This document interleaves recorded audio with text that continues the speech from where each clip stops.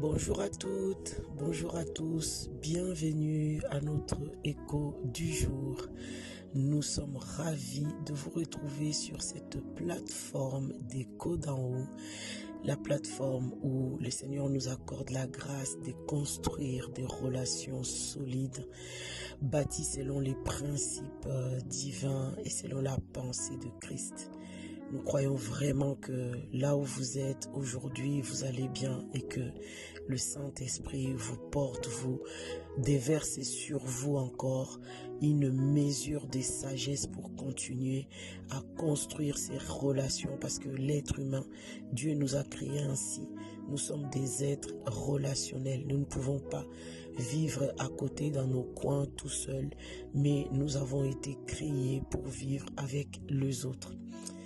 Alors aujourd'hui, nous venons avec un sujet très important et très moderne.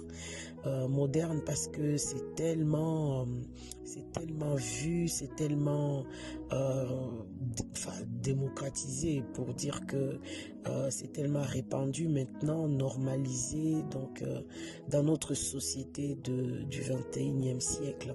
Et nous venons apporter notre contribution en tout cas pour faire avancer les perceptions et vraiment que le Seigneur nous inspire et qu'il puisse vraiment nous conduire, et nous prions que la réponse que nous allons donner à cette question va être aidante en tout cas pour un homme, pour une femme, et que ils vont faire, ou en tout cas prendre la décision selon la conviction que le Seigneur, le Saint-Esprit va mettre dans leur cœur. Alors la question du jour, c'est que on nous demande, est-ce que quelqu'un qui est divorcé, peut à nouveau prétendre à se remarier? Alors c'est vrai que dans les temps anciens en tout cas, les couples, le couple a toujours été attaqué. Et d'ailleurs, la chute de l'homme est venue par un échec de communication au niveau du couple. Ah Seigneur, ta grâce. Et le couple a toujours été attaqué depuis les jardins d'Éden, depuis que Dieu a mis l'homme sur la terre. Donc jusqu'à aujourd'hui, le diable n'a jamais changé de plan. Il continue à attaquer les couples. Et c'est vrai qu'avant, ce qu'on a constaté, c'est qu'ils vivaient des temps difficiles, mais ils persévéraient. Ils restaient toujours ensemble, certes en colocation. En colocation, s'il y avait les enfants, on s'est focalisé sur les enfants, et puis après, mais plus les temps se sont écoulés, plus les gens se sont, entre guillemets, on parle de la libération, où on est libre. Bon, écoute, ça ne me pleut plus, on n'arrive plus à s'entendre, et basta, allez, tu prends ta route, je prends ma route, au revoir, ciao, ça s'arrête là.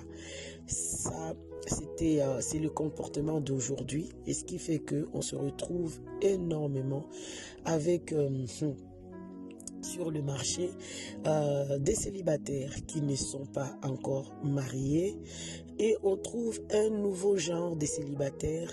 Ce sont des célibataires qui ont été un jour mariés et qui se sont séparés et qui se retrouvent sur le marché encore du célibat, alors que voilà, ils étaient déjà mariés avant.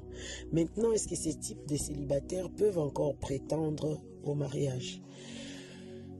C'est une question, c'est vraiment très délicat. Et je souligne ici que notre sincérité devant Dieu va être vraiment déterminante pour accepter au fait la pensée de Dieu par rapport à cette situation.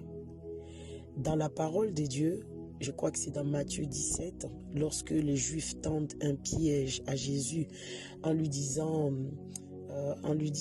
parlant du mariage, est-ce que Moïse nous a prescrit de divorcer, et toi, qu'est-ce que tu dis, quoi?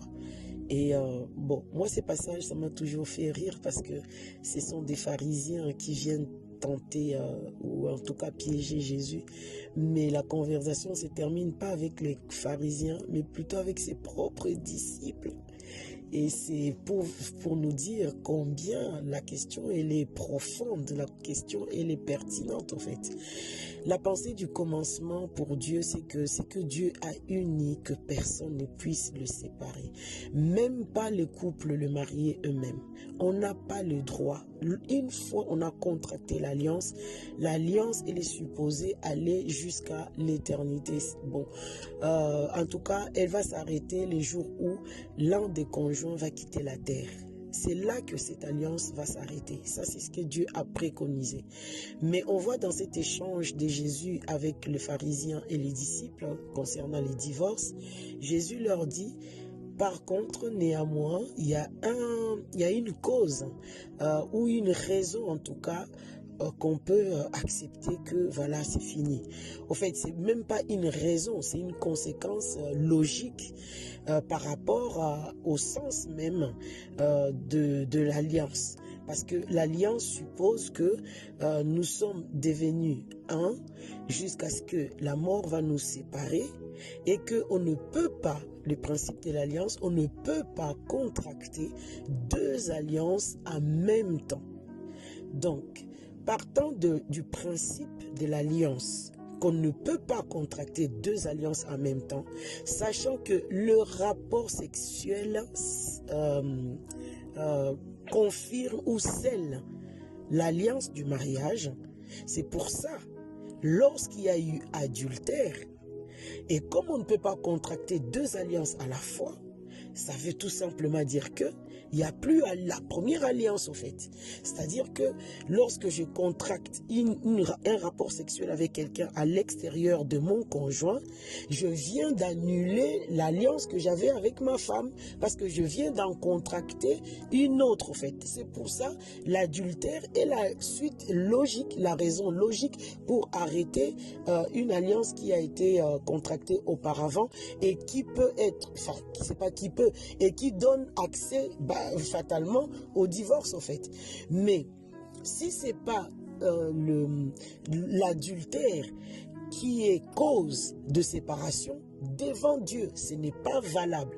Voilà pourquoi 1 Corinthiens 7, l'apôtre Paul nous donne beaucoup de conseils par rapport à ça dans ces passages, dans ces chapitres de 1 Corinthiens chapitre 7. Il dit que l'homme ou la femme en tout cas ne répudie pas, ne chasse pas ta femme, sauf pour cause d'adultère. Parce que, à cause de ce qu'on vient d'expliquer, parce que l'adultère casse automatiquement l'alliance, parce que j'en ai contracté une autre. Mais toutes les autres raisons qui ne sont pas l'adultère ne sont pas valables pour divorcer quelque part. Bon, quelqu'un va me dire, ben oui, s'il y a la violence, bon, ok. Mais s'il y a la violence, on peut procéder autrement pour résoudre la difficulté jusqu'à ce que qu'il y ait, je sais pas, une solution. Ne soyons pas défaitistes non plus pour dire c'est comme ça. Et puis on se donne pas les moyens de se battre, on se donne pas le moyen de s'en sortir. Ah oui, c'est comme ça, il est comme ça, elle est comme ça, c'est bon, on laisse tomber l'éponge et tout. Non. Le Seigneur nous demande toujours de tout faire pour arriver à une solution avant sauf, ça c'est la première raison par rapport au divorce, c'est que Dieu préconise. La deuxième raison que Dieu va nous donner pour qu'on puisse... la possibilité en tout cas de se séparer de notre conjoint dans le cas où, ça c'est Paul qui le dit dans 1 Corinthiens, dans le cas où l'autre n'est pas un Christ. Ça veut dire qu'il n'a pas la loi de Dieu. Il ne vit pas sous le principe de commandement ou encore de principe que Dieu a établi au fait.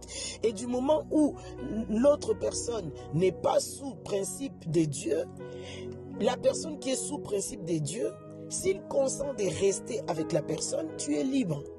Il n'y a pas de souci. Parce que Dieu à cause de ta liberté, de ton choix, Dieu va faire en sorte que l'autre conjoint qui n'est pas sous les principes de Dieu puisse être sanctifié. Mais si le conjoint qui n'est pas sous principe de Dieu décide de partir et de dire non, non, toi avec tes histoires-là de Dieu, principe de Dieu, je ne veux pas, ciao, au revoir, on se sépare. Toi qui es l'enfant de Dieu, tu n'es pas en droit de les garder captifs, tu dois les libérer et les laisser partir. Là, il y a séparation. Et c'est les deux points que le Seigneur nous donne. Maintenant, la personne qui est divorcée ou séparée, la balle est dans votre camp pour toute sincérité, en toute authenticité, pour savoir si effectivement, est-ce que c'est dans quel cas je suis. Dans quel cas? Est-ce que je suis dans le cas d'adultère ou je suis dans les cas où l'autre conjoint décide de partir?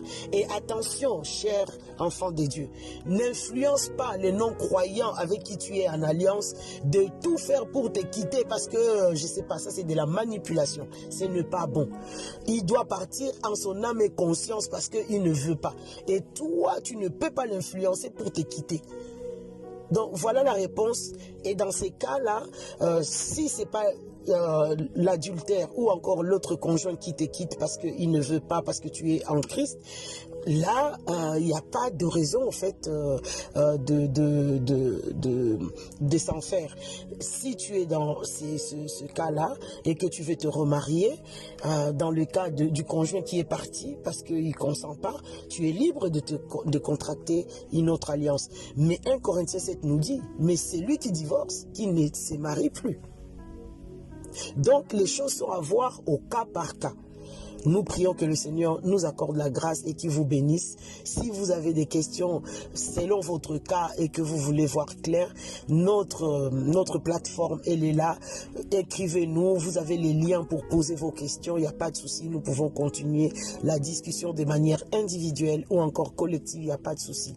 Que le Seigneur vous bénisse et à très bientôt pour notre prochain écho. Amen.